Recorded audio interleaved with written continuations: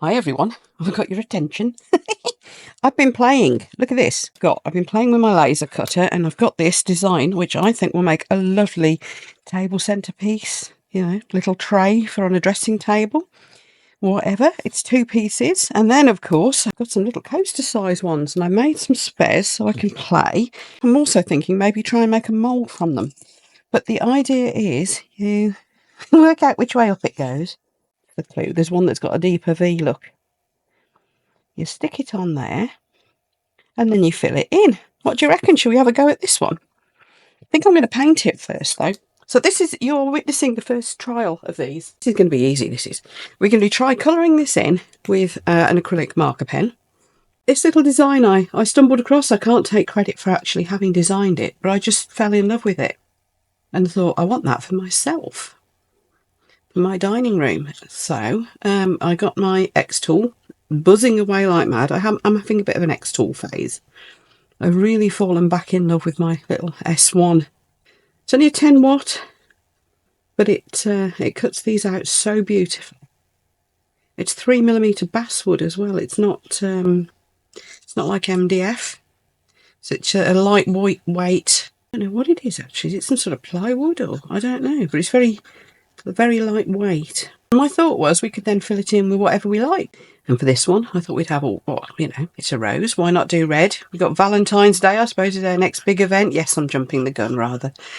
But why not do some red roses? Of course, you could just do these separately. You could use that as a geode, little geode piece or whatever. And do this, you know, open back, paint on my hands now, open back bezel style, you know, by sticking it down onto onto some backing tape, resin tape or transfer tape or a bit of spare sticky back vinyl or, you know, whatever you've got kicking around. Masking tape I think would even work. And then just fill it in so you've got like a sun catcher, but armed with the backing piece as well, which is it's only 3mm thick, so it's thick enough to be reasonably sturdy. This is delicate.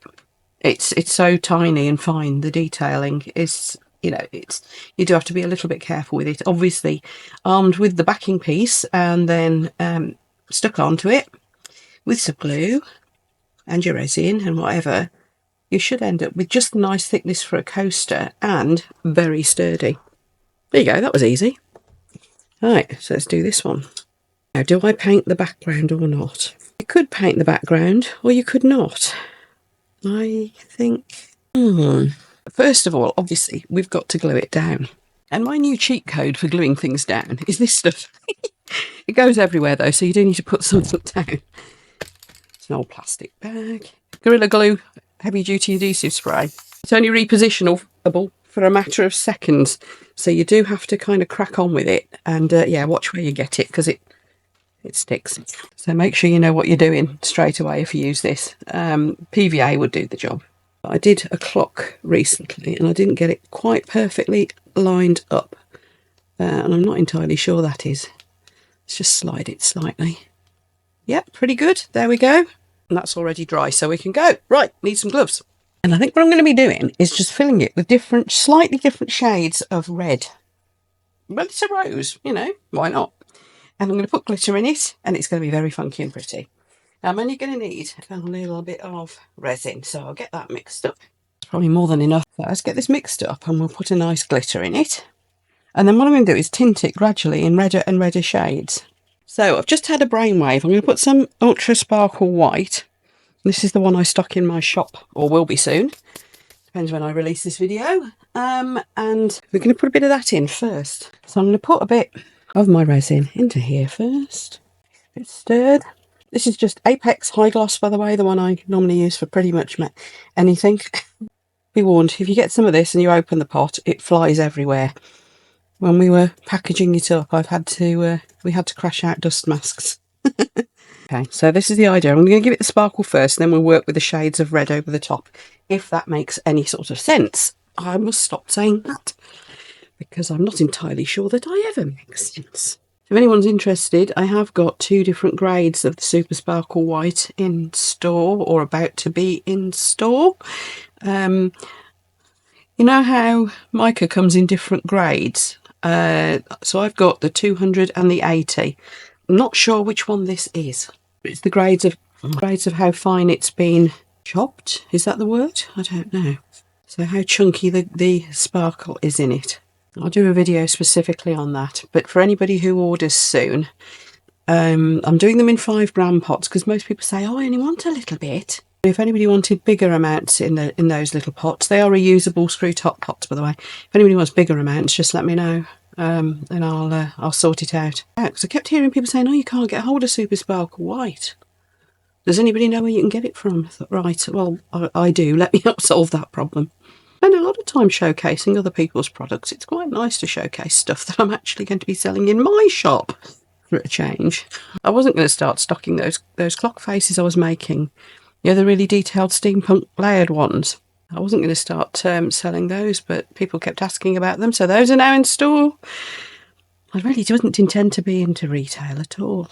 Glass chips kits. I was aware that you could really usually only get the glass chips in large quantities as well, particularly the fireglass, the bigger pieces. You can only buy that in great big sacks normally, so I thought, again, let's help everybody out. I'll buy a big job lot in of the trade size batches and split it up so people can just have a little bit of each, which is what typically we want, don't we? Really could only find it in huge bags. Share the love, you know. Right, all I'm doing now is moving this around to get it into all the corners, and I'm just using a fine tip swab because that's really handy for getting into little corners. It's finer than like a micro brush, so for really awkward little bits like this, it's just the job. And obviously I don't want to fill this up, I'm just getting like a coating to give that background sparkle. Just thought this would be a nice alternative to glitter. And a good way of making sure it's all sealed, of course. And to be fair, this is the first time I've tried these, so I do want to take my time. Thought you'd like to be here at the birth of a new product. I'll pop in a little bit of video of the laser cutter in action doing these. And they do take quite a long time to cut because it's a 10-watt cutter. So although it cuts beautifully, it's not extremely fast. That does mean it doesn't use a ridiculous amount of power doing it either. So it's quite economical to run. I love my laser cutter. And I'm just going to put the lid on this before I go any further because, look, it's all over the back of my gloves and that's just from getting it out of the pot. So we're going to attack it with my heat gun. And this will just make sure it's really got into all those little nooks and crannies and that there's no bubbles in there. This is the new heat gun from Resin, by the way. I don't know if it's even available everywhere yet. But that was just it on low. And look, it's got the little silicone hat to keep the nozzle from getting covered in resin. I like it. I've had some fun stuff appear over Christmas. It's been good. Now, where I've got some of the resin has actually gone up onto the top of where the gold is. I'm not going to worry about that too much. If it ends up not looking right, I can go back over it with my marker pen, can't I? But I think that's beautiful so far. Actually, I'll tell you what. Let's get a bit gung-ho about this. Yeah, let's start adding the colour now. I was going to let that dry, but I think it's looking so nice. We just carry on. So these colours are from Resin. They're standard pigments. I put a bit of orange as well as the red because I want kind of like an orangey red, like flame red. Whereas the red's quite a deep red. So let's put that along the edge. Links for everything I'm using will be down in the video description, of course.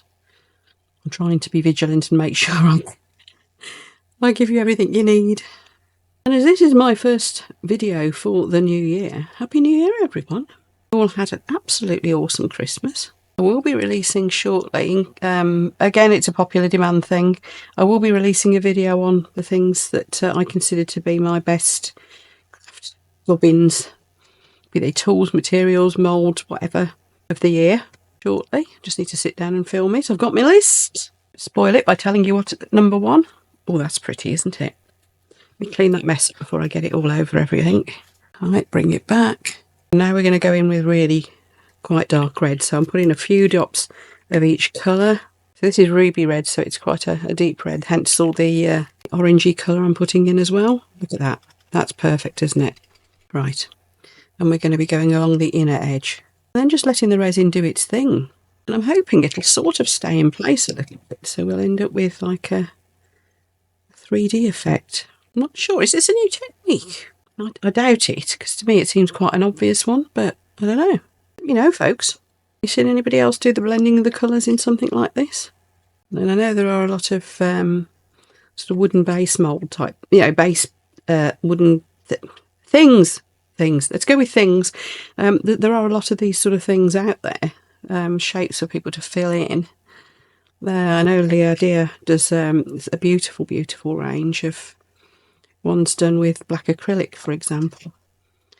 But I mean the shading to get the 3D effect. I don't know whether this is something new. It can't be. It's too obvious, isn't it? Please let me know if I ever invent anything new. I never like to claim that things are new or game changers or anything, because it's a bit too clickbaity, isn't it? And it probably isn't new anyway. I'm not that good at coming up with new stuff, unlike some of my opposite numbers.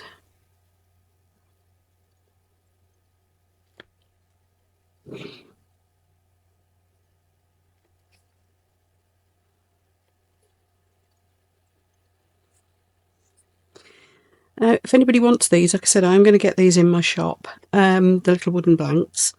I'm thinking sets of 4, because that's typically what you do coasters in. Though I could do a 6 option as well, just in case that's what people want. Or more. It could be you want a load. I don't know. Let me know. Just get in touch. And the big one, I don't quite know what to do about that, because I think that might be difficult to post. Well, no, not difficult, just it might be a bit expensive to post abroad. And I know a lot of my viewers are in America. I think that's where most of my audience is, looking at my YouTube analytics. Because these I might be able to post large letter, which is not too expensive to post. Big one, too big to go through a letterbox, therefore too big to post large letter. Fortunately, I'll have to do a bit of number crunching, won't I? If I put any more than that, I think I'm going to lose the fact that I've got this sort of blend going on to the outer edge. In fact, it could be that I've done too much already. I have to say. Let's zoom in and have a look, see if I can do it without getting resin all over my camera. Of course, you could top coat as well, which might be an interesting exercise. In the meantime, I've got a pot of red here, so I'm going to put it in something. Hearts? Should we do Valentine's Day hearts? I love this mould. It's great for me little extras. What I do is when I send orders out, I tend to pop little gifts in, and very often it'll be these little hearts. So why not have some little red ones? Oops, there's still stuff in these. I had to do it without tipping that red out now. I didn't realise there was still some in those. Aren't they nice? Do they sparkle? You guessed it, those are in 2 resin ones. If it sparkles, that's probably where it's come from. There we go, so nothing's gone to waste there. So I'll see you later. We'll just see what that cure's like. I'm really hoping... Oh, I've got something in it. I'm really hoping that the Super Sparkle will stay more visible around the edges, and we'll have that sort of, you know, faded, that shading effect. And the colour will stay put a little bit. So we'll have that like 3D look. Right, I'll see you later then. A few hours and it'll be done. Well, there we go then.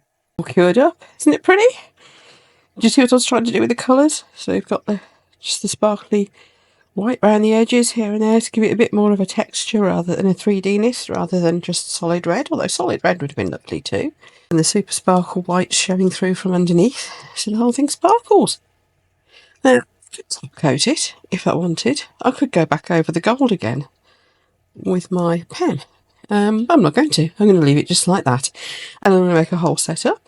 And I'm going to put a little red ribbon around them, and they can go off to the charity shop. These are now in my store.